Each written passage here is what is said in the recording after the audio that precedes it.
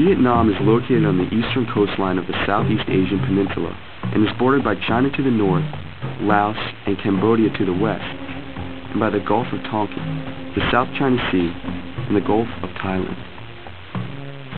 Most of Vietnam's 81 million people live in either the Red River Delta in the north or the Mekong Delta in the south.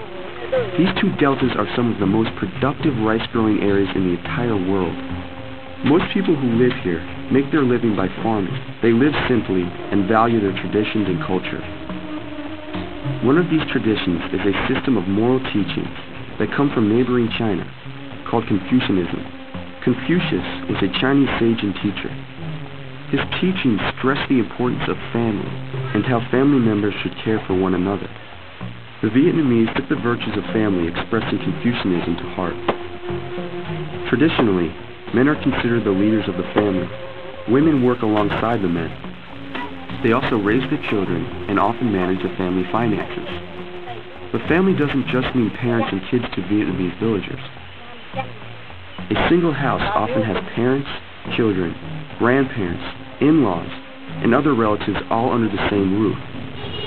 North and South Vietnam used to be at war with one another.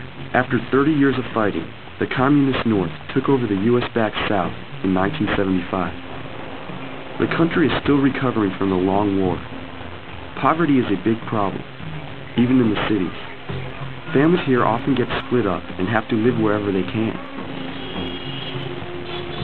Life in the city is different from life in the country in other ways too. During the war, the communist government strictly controlled the flow of information. Now, new information sources have sprung up and changed the way people think. Western beliefs, like individualism and personal expression, have become more popular in the cities, and the population is also getting a better education now. As they become more educated, people are more likely to move away from the countryside for good, in search of success in the cities. But despite these differences, family is still important to city dwellers. Many people, like this retired man, open shops out of their homes to earn money. With this money, they can help support their extended families, just like the people in villages do. So, although city life and village life are getting more and more different, one thing is likely to stay the same: the Vietnamese belief in the importance of family.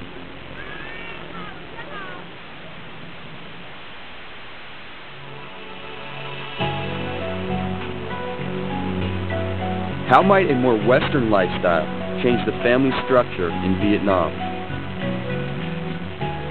What are the benefits and drawbacks of living in an extended family?